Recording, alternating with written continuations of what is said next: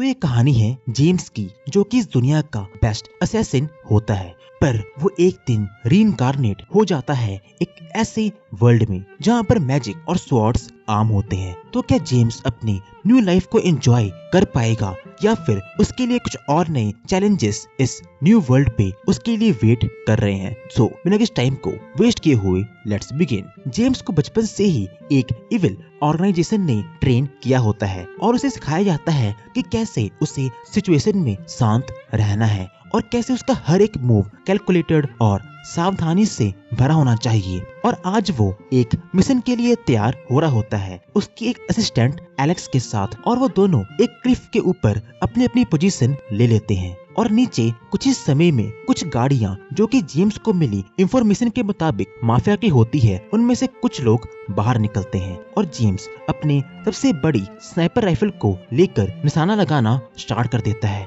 और एलेक्स उन सभी की लोकेशन को बताने में उसकी हेल्प करती है। और देखते ही देखते जेम्स बिना किसी बड़ी परेशानी के 6 लोगों को कब मार देता है किसी को पता ही नहीं चलता और एलेक्स से कहता है कि उनका मिशन सक्सेसफुली पूरा हो गया है। पर एलेक्स हैरान होती है और उसे रोककर पूछती है कि अभी भी कई मेंबर्स जिंदा हैं। जेम्स फिर कहता है मिशन इज ओवर, पर वो एलेक्स नहीं मानती और उससे रीजन पूछती है कि हम उन क्रिमिनल्स को क्यों नहीं मार सकते। तो जेम्स जोर से चिल्लाता है और कहता है कि हम कोई भी हीरोज नहीं है, हमारा काम था बस 6 लोगों को मारना। और आगे बोलता है कि हो सकता है कि ये माफिया क्या पता हमारी ऑर्गेनाइजेशन के लिए ही काम करती हो। तो एलेक्स पूछती है फिर वो इन पे अटैक क्यों करवाते। तो जेम्स कहता है मे बी वो बस इनके लीडर को चेंज करना चाहते होंगे और वैसे भी हमारा इससे कोई भी लेना देना नहीं है।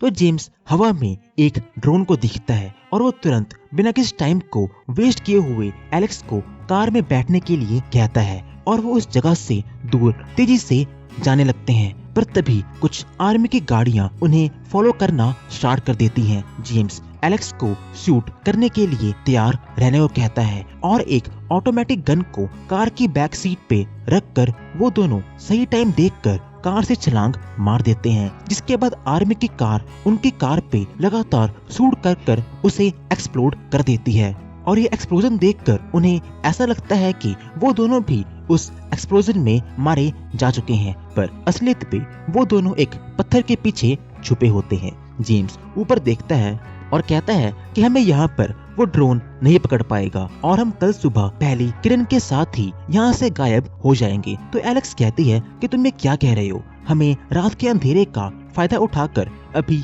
इसी वक्त निकल जाना चाहिए। तो जेम्स उसके बंद दिमाग में थोड़ी सी इंफॉर्मेशन डालता है और कहता है कि उस ड्रोन में नाइट डिटेक्टर्स लगे हुए हैं जो हमारे बॉडी के टेम्परेचर को आराम से पकड़ लेंगे, लेकिन सुबह होते ही तापमान बढ़ जाएगा और हम आराम से यहाँ से निकल सकते हैं। तो एलेक्स बहुत एम्बैरेस फील कर रही होती है क्योंकि वो अपने आप को दुनिया का दूसरा सबसे अच्छा असैसिन मानती है। तो जेम्स उसे आराम करने के लिए कहता है, पर वो एलेक्स उससे कुछ पर्सनल सवाल पूछना स्टार्ट कर देती है, जैसे कि क्या तुमने एनीडीकॉन चैनल को यूट्यूब पे सब्सक्राइब किया है। तो जेम्स उसे चुप करने के लिए बोलता है, पर एलेक्स कहाँ सुनने वाली थी और उसे पूछती है कि तुम्हारा अगला मिशन कहाँ पर होने वाला है। तो जेम्स कहता है कि ये मेरा इस ऑर्गेनाइजेशन के साथ आखिरी मिशन है। तो एलेक्स कहती है कि तुम फिर इसके बाद क्या करोगे। तो जेम्स कहता है कि मैं जापान में रहकर तुम्हारे जैसे असैसिन स्टूडेंट्स को एक अच्छा असैसिन बनने में हेल्प करने की सोच रहा हूँ, एक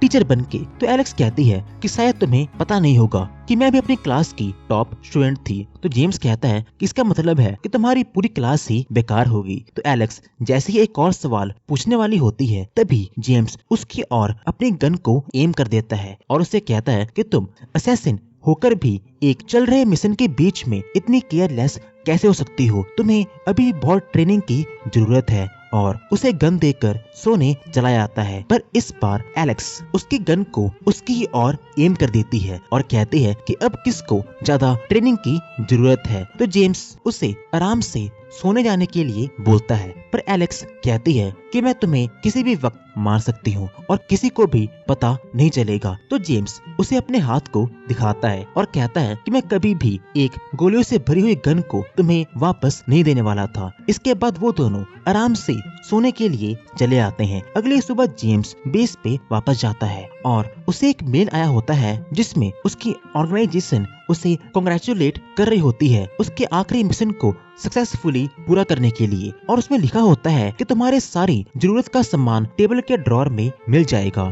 तो जेम्स ड्रॉर को चेक करता है और उसे ड्रॉर में 2 जापान के पासपोर्ट मिलते हैं। तो वो दोनों थोड़े ही समय में फ्लाइट पकड़कर जापान की ओर निकल जाते हैं और जेम्स सोच रहा होता है कि वो जापान पहुंचकर सबसे पहले क्या करेगा। पर तभी अचानक से एयरप्लेन में बहुत ज्यादा हलचल होना स्टार्ट हो जाती है और न्यूज पे खबर दिखाई जाती है कि उनकी फ्लाइट जो कि फ्रांस से जापान जा रही होती है वो हाईजैक हो चुकी है। तो एलेक्स भागकर जेम्स के पास जाती है और उसे पूछती है कि ये सब क्या हो रहा है। तो जेम्स समझ जाता है और कहता है कि ये एक असैसिनेशन है और उसका टारगेट इस बार जेम्स रूसेलोव है। इसके बाद जेम्स कॉकपिट में जाता है और देखता है कि दोनों पायलट को किसी ने बेरहमी से मार दिया होता है। तो वो प्लेन को उड़ाने की कोशिश करता है, लेकिन वो रात जेम्स की इस अर्थ पे आखिरी रात होती है। तो जेम्स अपनी आखिरी पलों में सोचता है कि जिन लोगों को उसने सब कुछ दे दिया वही लोग उसकी इस दुनिया पे उसके आखिरी पलों का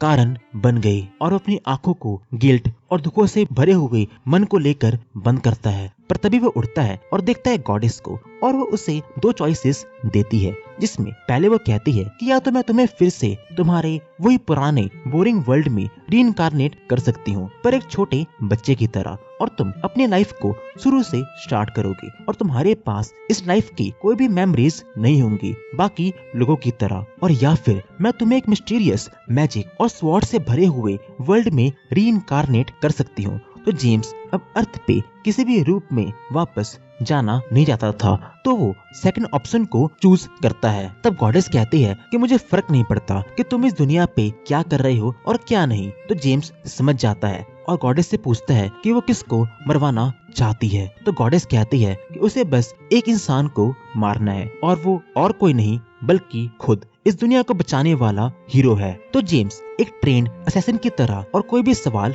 नहीं पूछता, बस इसके सिवाय कि वो क्या किसी भी वक्त हीरो को मार सकता है। पर गॉडेस उसे मना करती है और कहती है कि तुम बस हीरो को तभी मार सकते हो जब वो ऑलरेडी डीमन लॉर्ड को मार चुका होगा, क्योंकि डीमन लॉर्ड को इस वर्ल्ड में सिर्फ और सिर्फ हीरो ही मार सकता है। तो जेम्स समझ जाता है और वो उसके सामने बहुत सारे कार्ड्स लेके आती है और उसे कोई भी कार्ड्स चूज करने के लिए कहती है। तो जेम्स अपनी एबिलिटी के हिसाब से कार्ड्स को चूज कर लेता है, और गॉडेस एक गिफ्ट के तौर पे उसे एबिलिटी भी देती है कि वो चारों तरह के एट्रीब्यूट वाले मैजिक को यूज कर पाएगा। और इसके बाद फाइनली जेम्स अपनी न्यू लाइफ को स्टार्ट करने के लिए तैयार होता है, पर गॉडेस उसे रोकती है और पूछती है कि तुम क्या सच में ये नहीं जानना चाहते कि मैं हीरो को क्यों मारना चाहती हूँ। तो जेम्स कोई भी जवाब नहीं देता, पर गॉडेस फिर भी कहती है कि हीरो डीमन लॉर्ड को मारने के बाद अपनी लालच में इतना ज्यादा पागल हो जाता है कि उसे कुछ भी और नहीं दिखता, और वो पूरी दुनिया को